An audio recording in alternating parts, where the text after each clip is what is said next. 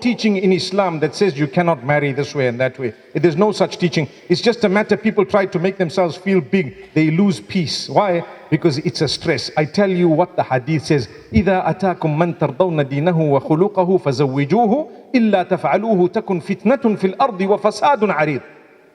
When a proposal comes in your direction, say for example, someone asks you for the hand of your daughter, and the person is respectable, the person has good character and conduct and a good connection with Allah, their deen and akhlaq, in Islam we call it deen and akhlaq, is in order. And obviously part of the akhlaq would mean they are responsible. Responsible. You find a young lad, he has a good reputation, he's responsible, he might not be the richest guy, he might still be starting off in life, but the fact that he's a responsible character, he will look after your daughter better than you can imagine. I promise you. And that's why the hadith says, if you say no, the hadith says, if the deen and akhlaq is okay, accept it. Let it be. For as long as both parties want it. Your daughter wants it and that person wants it.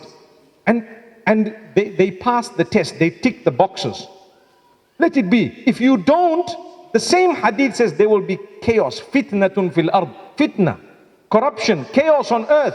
And fasad, which translates also as chaos on earth, because you lose your peace. People want, number one, you may have encouraged something haram, you know. Number two is you're just holding back against the will of Allah, you know. And people say, Sheikh, it's easy for you to talk. You don't know. Wallahi, I know. I have 10 children, 4 of them are married, and 3 of those 4 are girls. So you can imagine I followed the same rule.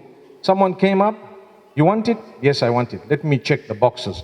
You tick 1 box, you tick 2 boxes, it will be, inshallah. You don't tick these boxes, it's not going to happen. I'm not going to support this. These are simple boxes.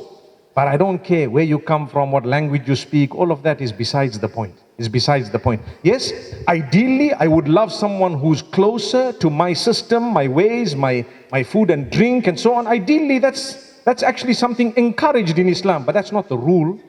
There is scope for everything else. May Allah subhanahu wa ta'ala grant us goodness.